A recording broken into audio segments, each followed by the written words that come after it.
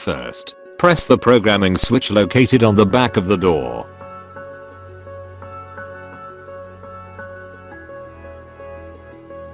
Start key to move forward.